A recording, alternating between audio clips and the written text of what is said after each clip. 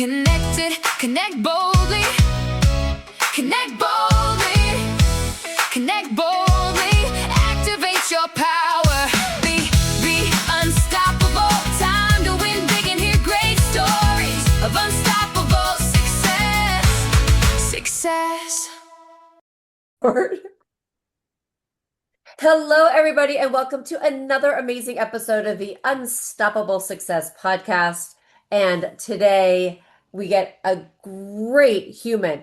On this podcast, we hear from great humans all about the tips or tricks or insights on being unstoppable and having unstoppable success and creating a great impact. And so today I get to introduce you to Jonelle Colabufalo. And let me tell you a little about her. And I might mess up the name of the foundation, so I apologize. But she is the co-founder and CEO of the Jared Dunscombe Foundation, a purpose-driven organization created in honor of her brother, Jared. Such a great name, by the way.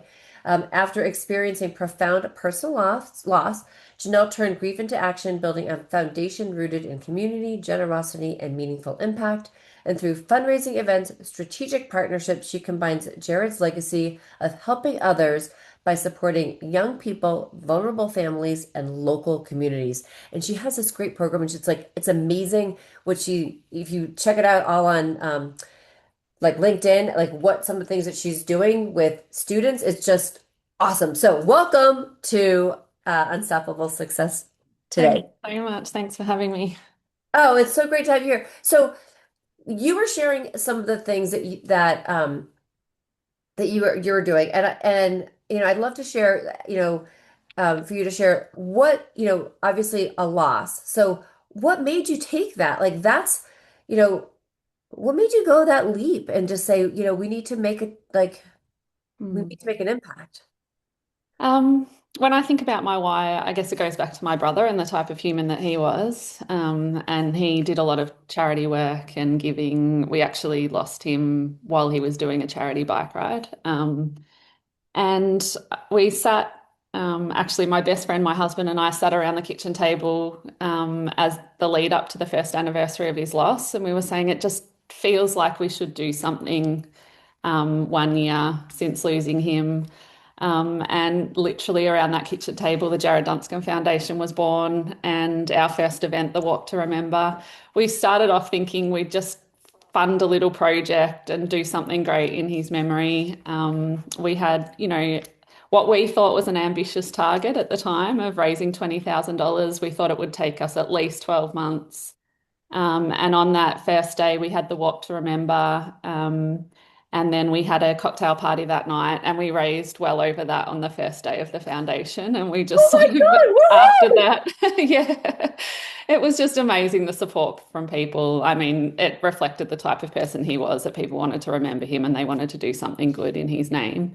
But yeah, I guess that's like we're 12 years in now, and that's just been the whole process of the organization. It's just organically evolved.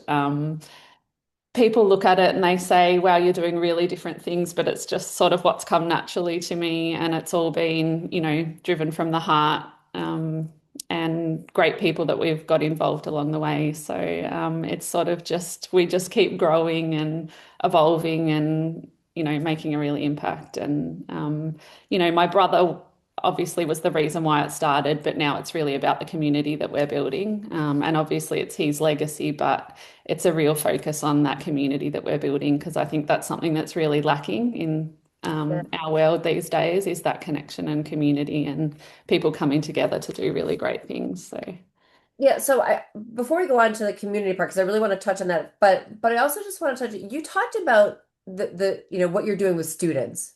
yeah, So I'd like for you to talk a little bit about that, because yeah, not that not that the youth are forgotten, but I kind of feel that the youth are forgotten in some yeah. way. We forget that we can make such a huge impact on them. Yeah, so our whole foundation focuses on youth projects. So sort of under 25 is kind of where we try to aim. So every project that we fund is for youth experiencing some sort of disadvantage or something like that. But I now project manage a group called Teenagers Road Accident Group, TRAG, and my brother was actually a presenter with them. So we do road trauma presentations to students who are about at the age that they're about to get their licenses here. And so my brother was hit by a car at the age of 7 and wasn't meant to survive that accident. And so he used to tell his story of the impact that that had on him. So a speeding car hit him and the impact that that had on his life, his family, all of that sort of thing. So he used to present with this group. And then obviously, unbelievably, when we lost him to road trauma 13 years ago now, um, after a couple of years, obviously, of going through the really raw grief, I joined the group to continue to tell his story. And I think the biggest impact on the kids that we present to is you think it won't happen to you, but it actually happened to one of our presenters, Yeah. he survived his first road trauma incident and we lost him the second time. So yeah, we go and present to, thousands of students each year. We have emergency services personnel, so police, fire, ambulance, talk about the impact that, going to those accidents with young teenagers in cars has on them. Then we have victims of road trauma, and then people like myself who've lost family members to road trauma talk about the impact that it just has on so many people if you're going to make a bad decision when you're getting in a car. And the group started because the area that we present in had the highest road toll of young people, 18 to 25-year-olds at the time in Australia. And last year, that area had zero road toll for young people in the Oh area. my God, I just got chills. Yeah. So the police in the area are saying we're having an impact. Our message is getting through to the young people. We teach them about making smart decisions when you're getting into a car, how to get out of a car if you feel unsafe, tips and strategies and just the responsibility. They all get excited that they've got their license, but it's actually a really big responsibility when you get behind the wheel of a car, or even if you're a passenger in the car, to not distract the driver. So Oh my um, God, so yeah, true. that's some of the work that we do. Yeah. That is absolutely amazing. And just it's so important. Mm. So, so important with that. I mean, I think sometimes whether you're 16 or 18, anywhere in the young age when you're getting your license, to even when you're 50s and 60s, I think you forget. Like you Mm. need that constant reminder that yeah, when you get behind a wheel of a car, Yeah. it's there's other people like your Mm. decisions can impact so many people for the Absolutely. good or the bad. Absolutely. Yeah. Oh, and it just makes me so that's absolutely fantastic that you have made such an impact. So do you have plans to go more global? People Because ask we that, and need we that have. lots of people out there driving. Yeah, we have. So we present in one kind of area, and the accidents that we talk about are local accidents. So I Yeah, think that has an impact as well. Like they know the roads, they've seen, the flowers at the side of the road and things like that. And we do have schools that travel from quite a distance to come. And we have had people say, "Would you come, quite far away?" But the toll that it takes on the presenters, like retelling the story, it's quite draining. right. And so, we can have a really big impact in the area that we're presenting. We have helped in other areas for other groups to try and set up similar things. Yeah, And I'm really obviously open to that. right. But it's because the stories are so personal. It's not something that we can just, take on a Right. road show. Right. But Yeah. it's something that can be replicated and That's grown the part that I'm elsewhere. Yeah. yeah, I think that's what I'm thinking more like how do you Yeah. help other and then sort of like let's talk about the community. How do we help other communities Mm. develop a community that's like this and so that they have additional stories to share because yeah, again, each local community can have such a huge impact on the local community. Yeah. Yeah. So let's talk about the community because you said, it's, you know, share a little bit more about that impact that it's having, and the community within the community that you're creating, you know. Yeah. So you mean like in terms of the Jared Dunscombe Foundation Yeah. community? Yeah, Yeah. yeah. So that's obviously just one element of that. But in terms of what the Jared Dunscombe Foundation's doing, it's funding.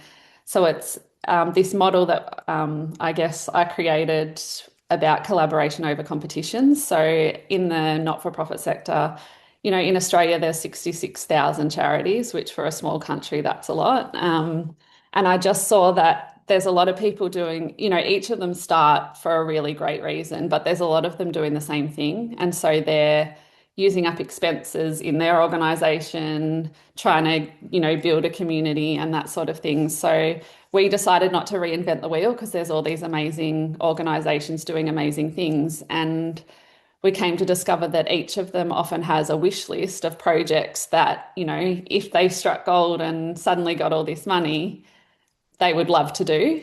And so we come in as sort of a extra fundraising arm, and we bring our community in. And the reason why people support us is that they love that there's a different project each year, but they see a direct end result. So we never just put money into an organisation, we fund a specific project. And so they can see the need that was there at the start and then the end result of what we've achieved at the end. And so they feel like they're taken on part of that journey.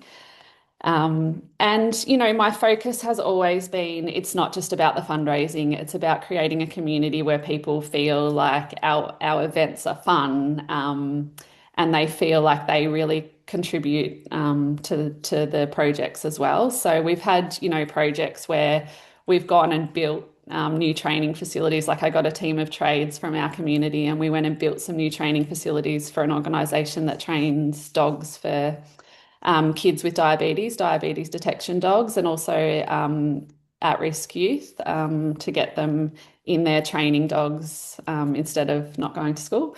And then I did a lot of work with an organisation called Feel the Magic, who do grief camps for kids who've lost a parent or a sibling.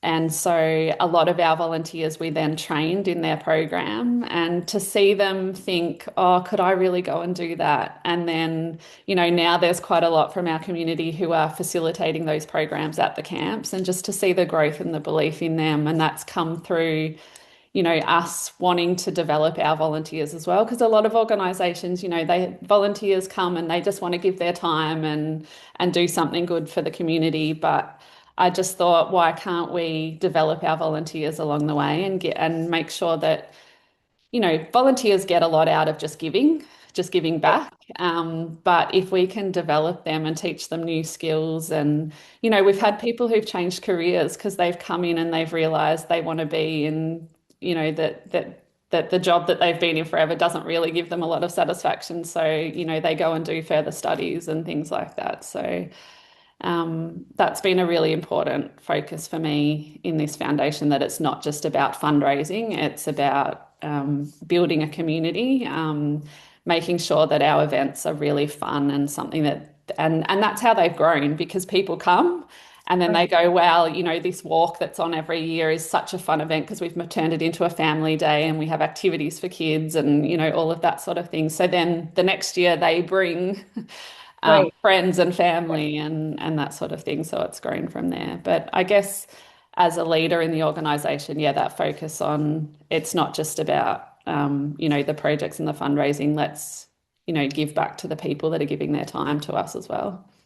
So talk me through a little bit about this a bit more, because there's a whole leadership component in this, right? About helping people grow, which you can easily take into a business, right? So when so you have the walk, right? And so you are raising money for that. So then is the money that you're raising for that helping, then you said you pick one project a year Yeah, that goes to X other charity. yeah, And yeah. so So uh our very first project that we started, that yeah. we, hoped to raise $20,000 in the first year, that was to bring, it was through an organisation called ROMAC, and it was to bring a little boy over from East Timor for life-saving heart surgery. that if he was born here, he would have had in the first, weeks or months of his life, but he'd gotten to a stage where he couldn't go to school and he couldn't, exert himself. And so his dad and him flew over here and they stayed with us and he had the surgery. And that was in 2014, the year that we first founded the organisation. And then on our 10-year anniversary of the organisation in 2024, we got an update on him and he's a healthy, 18-year-old boy. We got photos of him and that's That's kind of how it started funding that project. But since then we've done, a multitude of things. As I said, we built the training facilities for Righteous Pups.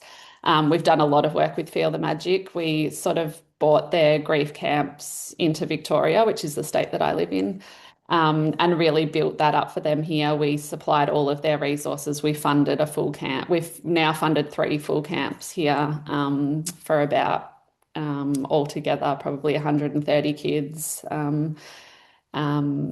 to come to those camps. Last year, we funded a project for an organisation called Limbs for All, who support children who've lost limbs in Cambodia to get them into school because otherwise, they can't learn and then earn money to survive. And also to rebuild a spinal rehab centre in Kathmandu in Nepal. So my eldest son and I actually trekked the Himalayas last year I as saw a part of picture of that that. and I was like, Yeah. oh, I'm terrified. Yeah, so we raised $50,000 for that project last year through events that we ran and that sort of thing for that. So we've done all sorts of different projects, all kind of youth focused. We built a training centre in Kenya for an organisation called One Heart, who were using it to teach people skills that they could then start up their own business to break the poverty cycle over there. So we've got the Jared Dunscombe Skills Training Centre in Kenya. Oh, And then we've done lots of local projects. At the moment, our new project we've just launched is there's an area down here that has a really big homeless problem, and a lot of them are young families who just can't afford the cost of living at the moment. And so we're funding a group who provides food for families who are really struggling, or single mothers that are fleeing domestic violence and that sort of thing. So they're providing them with food. So I actually went yesterday and helped pack oh, some of the food bags yesterday morning and heard some of the stories of the people that we'll be supporting through that. So yeah, we do lots of different things, and that's why our supporters right. love being part of it because they go on that journey and they see, we've been able to do this because of your support. Yeah. That's really fantastic. So, you know, talk a little bit about, I mean, because you're working with students, and so people in the community see this. What do you think, when people are, as you said, it's like somebody even like had a job change, right? I mean, you know, talk about the impact that it's having, on the people that are there, because again, it's a huge Mm. um I look at it, when you really are doing things that are rewarding, it gives you a different perspective onto Yeah. onto why you do your other day to day. Absolutely. I always say, if you're going through a really hard time, I actually think that one of the best things to do is to just go and give. And it might, you might not have the money or whatever, you might be going through a rough time, but give your time to something because the satisfaction and the boost that you'll get out of giving back to someone, whether it's, just going and volunteering at a soup kitchen for 2 hours or, whatever it is, it can really give you a boost and just remind you. And even going yesterday morning to pack these bags, seeing all those people there at 7 a.m. yesterday morning, it was 4 degrees. They were in a shed packing these bags. But it just reminds you of the good that there is in the world. Sometimes we can get really caught up in all the terrible things that are happening in this world and just being part of something like that and going and giving back can really make a difference to people and it's about that connection. I just think this world is really lacking that connection piece, and I just think that human beings absolutely need that. Like I just think that's a vital, there's sleep, food, all of that sort of thing, and I just think connection, because without it, loneliness is a real problem. So if I can help build, community and connection, then that's a big part of my why in doing all of this as well.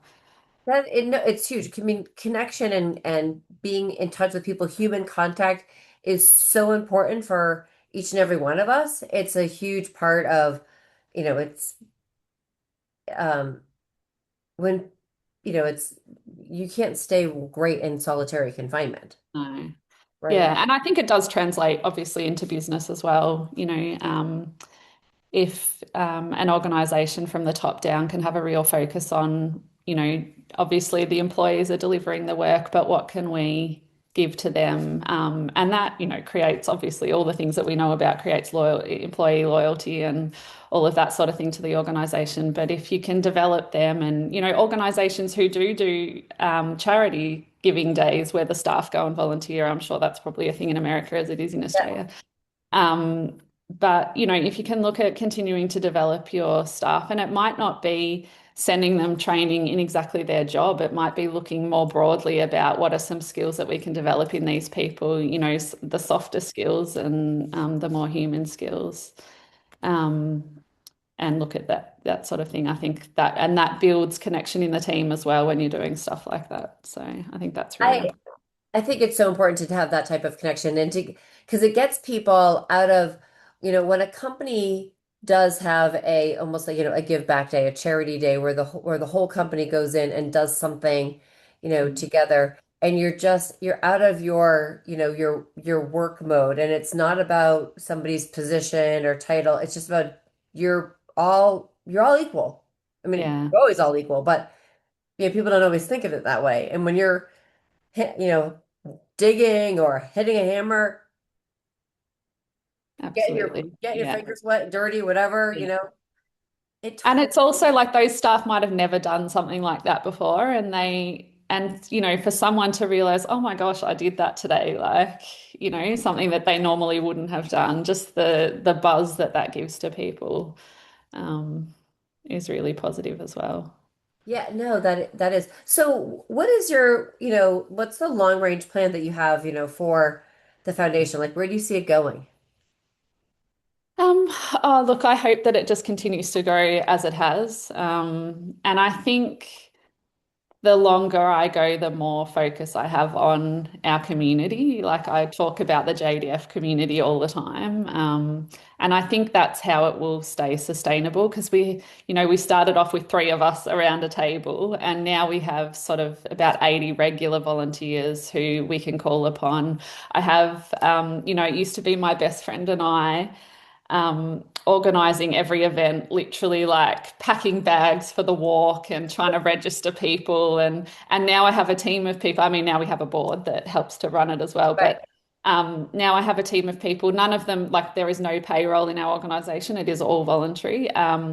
But we have an event coming up in a few weeks, and I have a group who are organizing all the finer details, and then they just come back to us to say, "What do you think about this?" And so it's giving them ownership, and they're getting event management experience and all of that sort of thing. So it's growing in terms of people who just want to help and be part of it as well.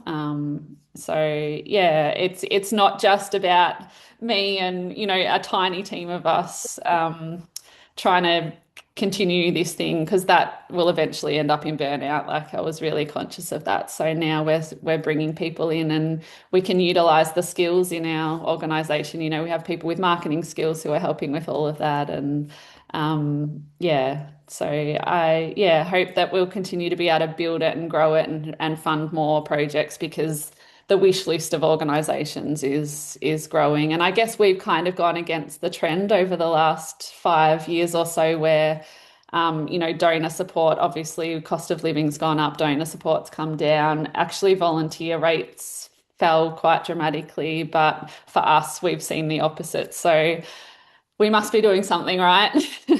But Um, you just yeah. something that I think is interesting. You don't have a payroll. No, So no.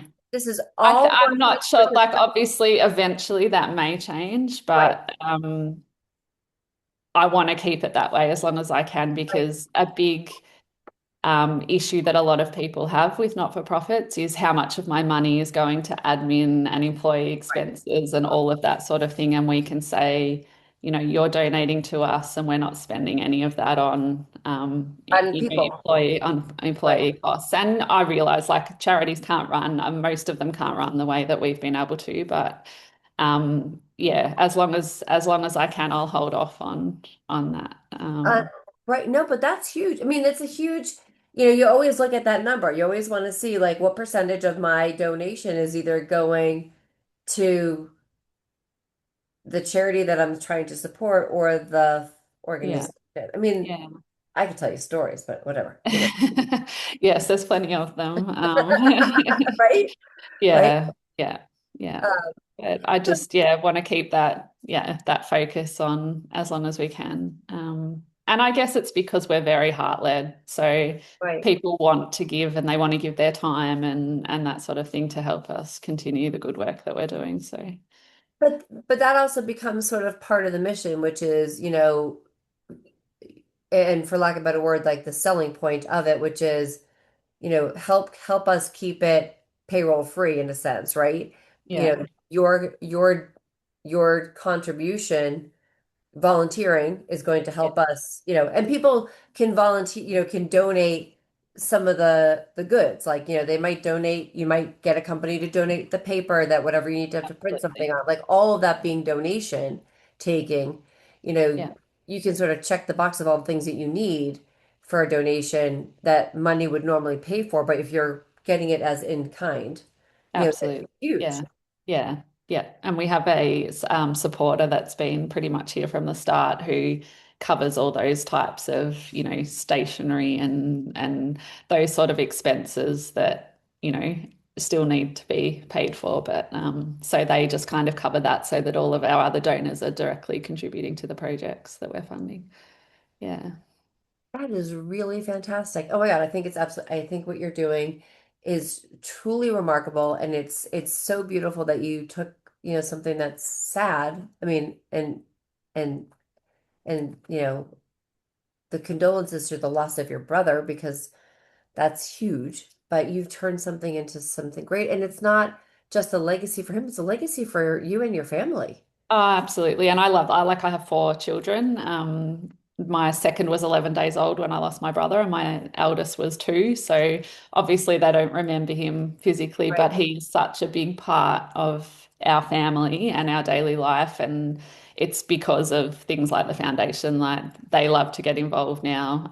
My eldest is 15 now, so they're at that age where they can help with things and events and they can invite their friend. We've got the next generation coming to Right. events and things now because they've got all of their friends coming and getting involved. So they can talk about their uncle through all of this and have a really positive relationship with him through the foundation, which Yeah. is amazing. Yeah. That is truly, truly remarkable. So, listeners, there is so much good that you can do. You just have to put, it's all about, what Janelle is saying is you're putting your heart behind something, and your mission has to be, it's not really about I mean, it is about the why, but it's purpose-driven mission as to what you're doing. So, and that's helping you have unstoppable success, which is tr with your foundation, which is like kudos to you. I think it's absolutely great. Absolutely fantastic. So, tell our listeners how they can connect with you, maybe even make a donation to the foundation to contribute to what you're doing, because it is you are making a difference and a great impact in the world. Yeah, so if they just look up the Jared Dunscombe Foundation, our website is www.jdf.org.au. We're on social media and that sort of thing. So yeah, and if any of the listeners are in Victoria, Australia, they can come and come to our events, support. Well, we But do yeah, have we'd love listeners that to are down talk in to Victoria. We anybody. we, we do have them. So listeners, please do me a favor, connect with Janelle. I'm going to put the links into the show notes. But do connect with her because this, really what she is doing, it is creating a lasting legacy, but it's also creating an impact and helping other people understand, the impact that one decision and one choice can make, like what the impact that it has, a good one or a bad one. So please do me a favor and reach out and connect with her. And listeners, do me the other favor. If you haven't already hit subscribe, make sure you are hitting subscribe And then also, please, in the show notes, we have a brand new, it is all about building your, as I love to call it, relationship capital, making sure that you are going into the right rooms to connect and make connections to help you grow personally and professionally. It is a, as I call it, the Relationship Capital ROI 7-day challenge. It's completely free. Go in, hit the link, go and take it. We want to help you grow personally and professionally.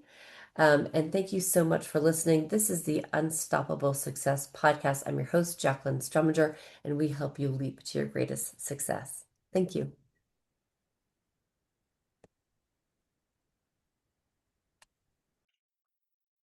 Here's to your unstoppable success.